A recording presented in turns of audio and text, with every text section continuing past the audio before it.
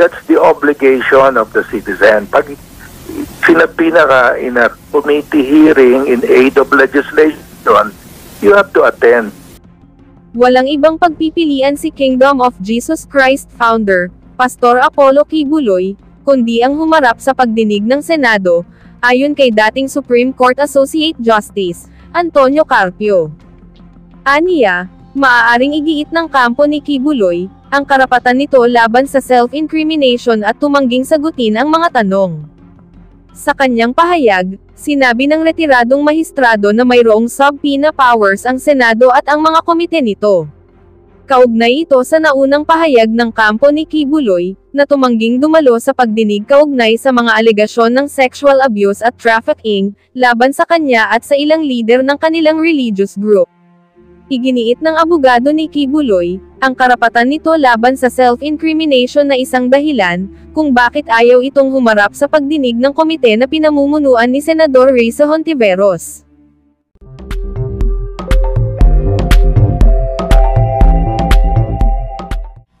Next, friends, we call on Dindo Makiling.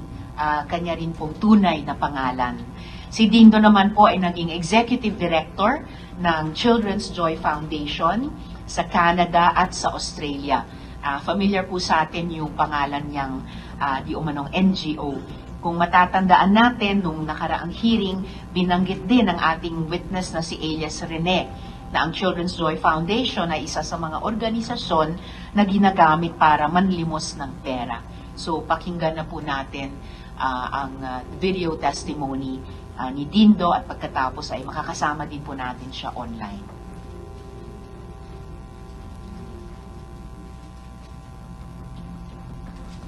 So ako actually, manager ako ng Toys R Us. Nag-resign ako. Una, nag-volunteer muna ako sa kanya pala. Nag-volunteer. Hanggang to the point na sabi ko, noong nangyari ang Yolanda, nag-resign ako sa work ko.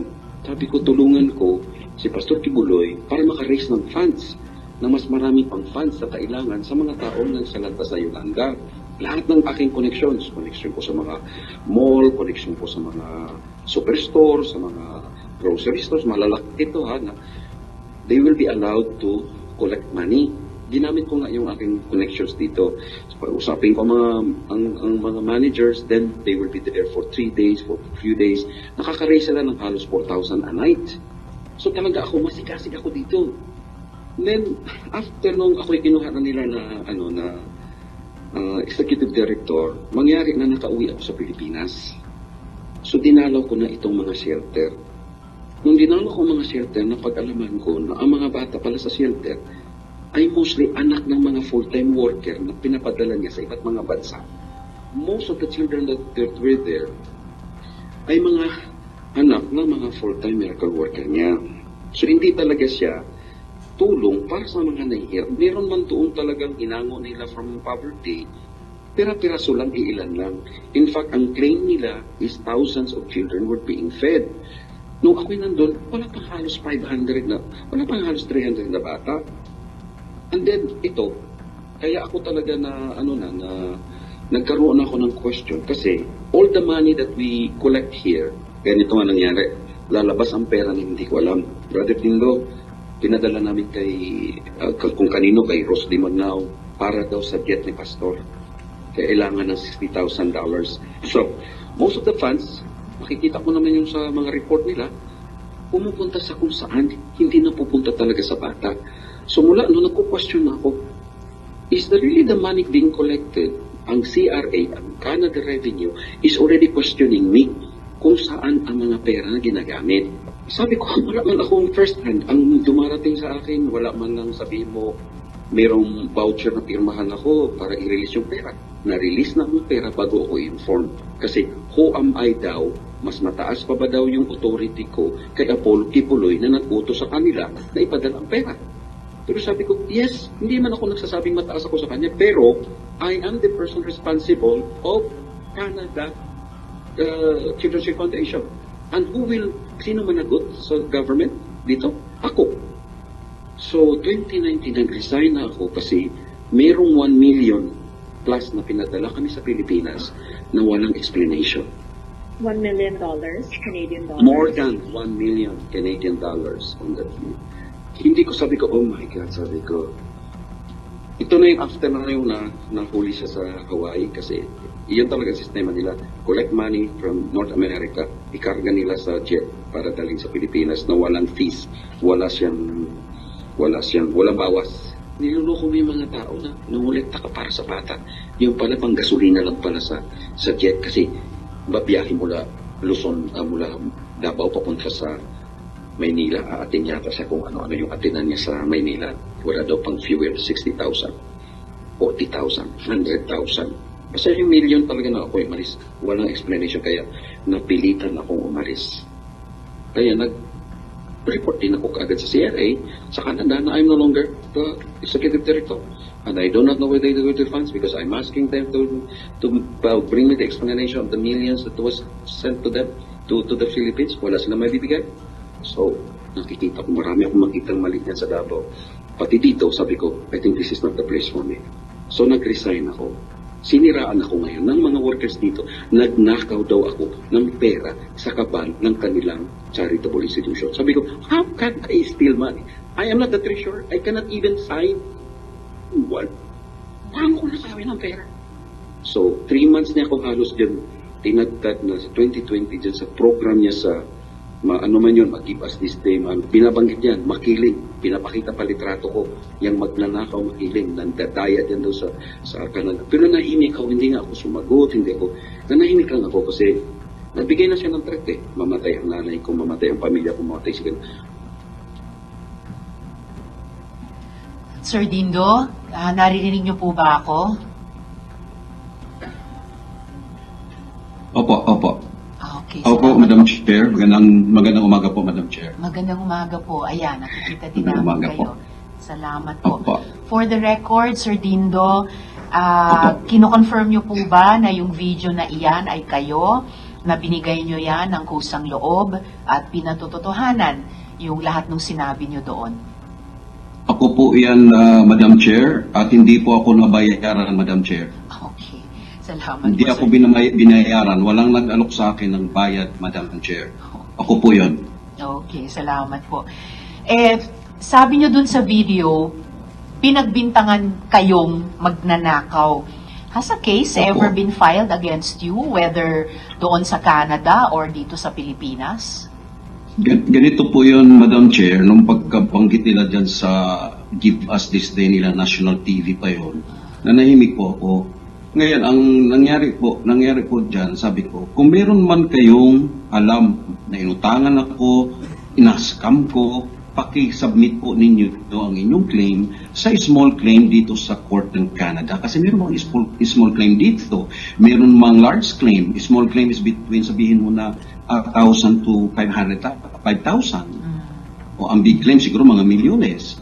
But never one of them went to the court because they have no evidence na nagnakaw ako. So, wala pong kaso sa inyo sa small claims court dyan sa Canada. Wala rin Wala pong po. kaso laban sa inyo sa korte dito sa Pilipinas. Yan ang hindi ko pa po alam. Pero so far, wala man po akong naratanggap na subpoena or ano man po. Wala man po. At siguro pag may natanggap kayong subpoena, mag-a-appear kayo, ano? For sure po. Okay. Kasi wala akong kasalanan po Okay. Bakit ako magtatago? Wala naman Maganda akong po yun. pamalian. Maganda po yun. Hindi po ba? Opo, pag may Parang pink po, kaya nga subpoena, po, opo, Yeah. pag may subpoena at walang kasalanan, lalong mag-a-appear. Yes po. Okay po. Yes. Malinaw po yun. Ngayon po, Sir Dindo, pwede niyo po bang ipaliwanag itong dokumento sa amin? May ipa-flash po kami sa screen. Dokumento mula sa Canada. Particularly mula sa CRA o yung Canada Revenue Agency. Opo. Hindi pa man po siya nag-appear po. Ipaliwanag Opo, ko na po, kahit po Madam sa Chair. amin, ipa-flash pa lang yun po. pong, opo, thank you po, Madam Chair. Noong pong ako'y kinuha nilang Executive Director noong 2016, sa kasalukuyan na po silang lumalaban sa ganyang problema. Kaso hindi nila alam kung paano harapin. So ngayon po, inahire po nila ako kasi meron man po tayong konting kaalaman din. So sabi ko, sige, tulungan ko po kayo. So tiningnan ko kung ano talaga ang issue. Ang unang issue, Ayun. bakit pinadala ang pera sa isang proyekto na ang proyekto tapos na. So question ito ng CRA. Ako mismo ang nagpaliwanag din. I mean, hindi pa ako nagpaliwanag, kundi tinanong ko itong particularly po si Rose Di Magnaong Yes. na in charge sa CGF diyan sa Pilipinas, pumunta sa Canada, tapos pinaliwanag nila sa akin kung ano talaga ang case.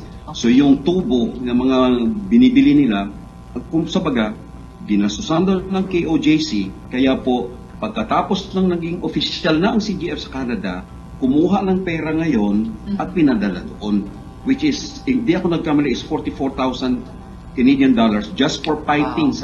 Pipings lang po ito. Kaya napakalaking pera ang napadala. So, ibig sabihin po, Sir Dindo, 2016 pa lang, may duda na mismo itong Yes. Canada Revenue Agency sa Children's Joy Foundation. Yes. Yes po. Yes po. Okay. There has been a lot of violations. Actually po, violations po talaga. Hindi lang po siya yung duda, kundi po violations that are being stipulated that you have violated these laws, these charitable laws. This is what you have violated, which is, I think, 4 of the violations they have made there. But we were not able to give a satisfactory answer. It's because when I was there, I tried to change the culture. Kasi the culture is, whenever Pastor Apollo Sikipuloy will say, I need this, they have to send it kahit na walang project.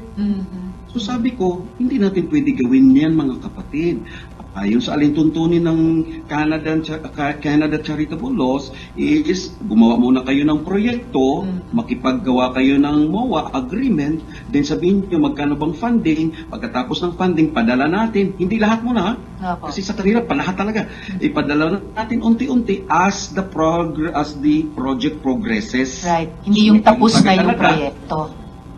Opo, dadalaw mo na yung taga-Canada, o kumusta na yung project ko? O, sige, ipadala namin yung sunod na release para na matapos nyo. Ay, hindi po diyan sa kanila, hindi.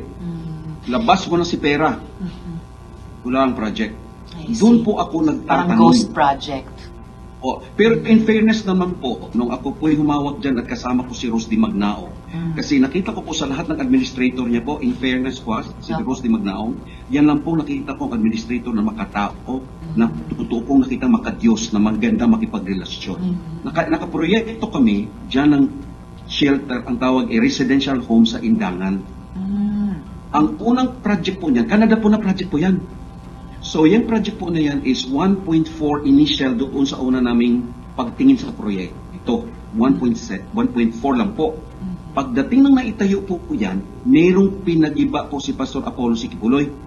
Kasi hindi niya nagustuhan ang struktura. Ganyan po yan si Pastor Apollo Sikipuloy. Once hindi niya gusto, kahit na dugot pawis ng tao ang ginamit sa project na yon, ipag-iba niya. So, pinag-iba, naging umabot po yan ng 1.7 Canadian million dollars ang project. Diyan sa Indangan po, yung 4-story na building.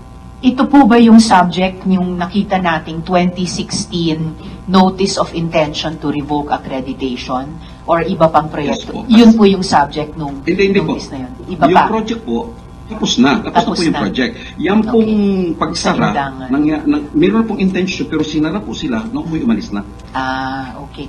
So yung 2021 na po. 2021. So yung Notice of Intention to Revoke 2016, talagang tinuloy na yung pag-revoke 2021. Alright. Pero umalis pa ako sa kanila sa CGF 2019. Pero naka-address pa rin sa pangalan ko yan, even though sinabihan ko ng CRA, I'm no longer connected with them. Okay. And then, Sir Dindo, nakwento nyo rin po sa staff ko yung mga marriage scam. Maaari nyo po bang ikwento iyan sa komite? At kayo ba mismo ay, kayo rin ba nakaranas nito? Yes po. Yes po. Ang nangyari po kasi, Madam Chair, nung ako yung na-convert noong 2012, yung aking pong, actually girlfriend ko siya pa noon. Nagpunta ng Hong Kong, so mayroon akong 2 children na napadala sa Davao. Nag-request ako na padala sa Davao noong 2012. Nitong 2013, may lumapit sa akin. Okay. nung time na yon. So sabi nila, pwede ba Brad na ganito? At unang-unang, pinigyan mo na ako, Brad, dito sa kingdom, obedience without questioning. So sabi ko, siyempre ang mga anak ko nasa Davao na tunay visa.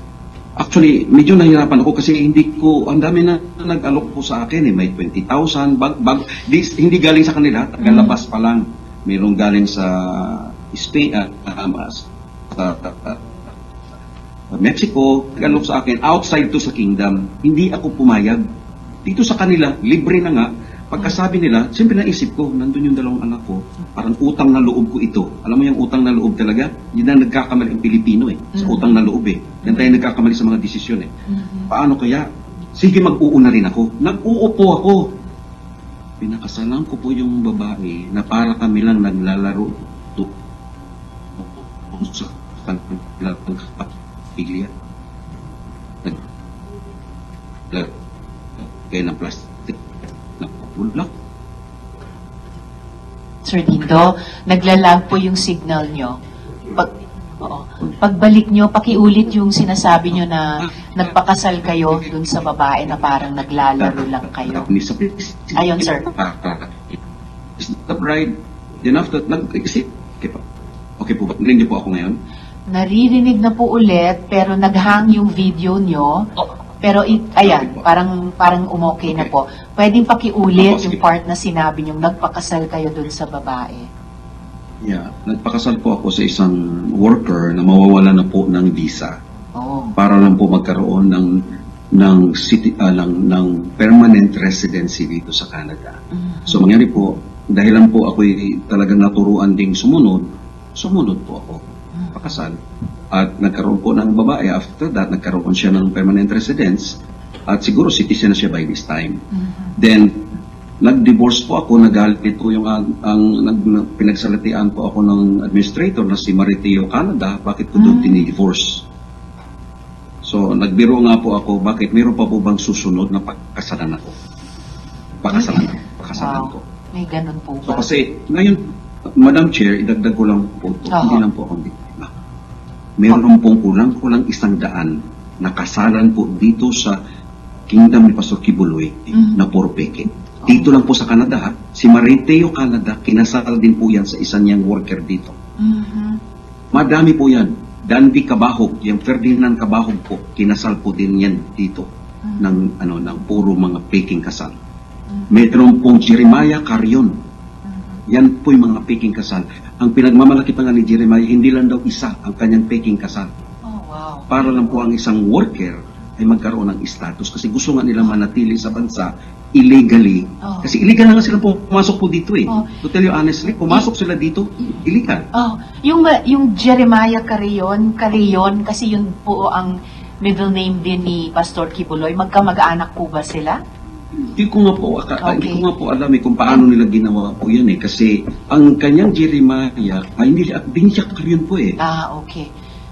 At yun pong si Mariteo Canada, kasi yung Canada madalas naming marinig yung apelidong iyon sa investigasyong ito. Sino naman po si Mariteo Canada? Kay Elizabeth Carion Canada. No, Elizabeth Delis Carion, yung una niyang pinakasalan dito. Siya dating administrator dito sa Canada. Elizabeth Delis Carion. So you can actually choose your wife's family name to be your family name na. Sorry, sinong nagpakasal kay Elizabeth Delis Carion? Si Jeremiah, yung Jeremiah. Carion. Okay Naging po. Carion ang family name niya. Okay po. At yung Mariteo Canada, sino naman po siya? Siya po yung administrator at present nung ako po yung umalis ng 2019. Siya po, I think until now, she is also the administrator, pati po ng Australia. Okay. And nakakabigla yung bilang na sinabi nyo kanina, Sir Dindo, na may personal knowledge kayo ng higit 100 fake marriages dyan sa Canada para lamang magkaroon ng visa, magkaroon ng permanent residency at eventually maging citizen dyan po sa Canada. Yeah, most likely po. Most likely. Kung Most bibilangin mo likely. yung workers niya na wala ng status. Mhm. Kasi more or less, ang workers na ako'y panahon na nandiyan pa ako sa kanila. Kasi ako rin na nagtitraining ng mga workers Mhm. para mapaayos ang kanilang operations. Kulang-kulang po 200 ang workers Okay. na pinapadala na either tourist or meron ng status dito. Alright. Pero ang may status na dito, yun ay magiging leader tulad ni Dandy Cabajo. Mhm. Yan. Ito po bang lahat ng na 200 workers na train nyo, na tulungan ninyo, lahat po sila ay pumasok sa marriage scam or yung mga kalahati, yung more than 100? Maybe lesser po ng 100. Hindi ko po Lesser. masasabing 100. Kasi during the time na nandun po ako, sa aking bilang lang po is already almost 50 na po eh. Almost 50. That was 2019. Okay. 2020, 21, 22, 24. So, and he has been doing that modus operandi all the while para nga magkaroon ng status yung mga wala ng status dito. Okay. Maraming salamat po, Sir Dindo. Hopefully, You're welcome pwede po. po kayong magstay on kung may dumating pang mga kasama ko sa Senado na maaari pong may tanong sa inyo. Pero ngayon pa lamang, maraming salamat po. And I'm sorry also you had to go through that painful experience. Yes po. Salamat po. Para sa iba pang karagdagang mga balita at impormasyon, ay huwag po nating kalimutang mag-like, share at comment sa video na ito, at huwag po rin nating kalimutang mag-subscribe to continue supporting us. Maraming salamat po sa inyong panonood, at naway tangkilikin po ninyo ang aming YouTube channel.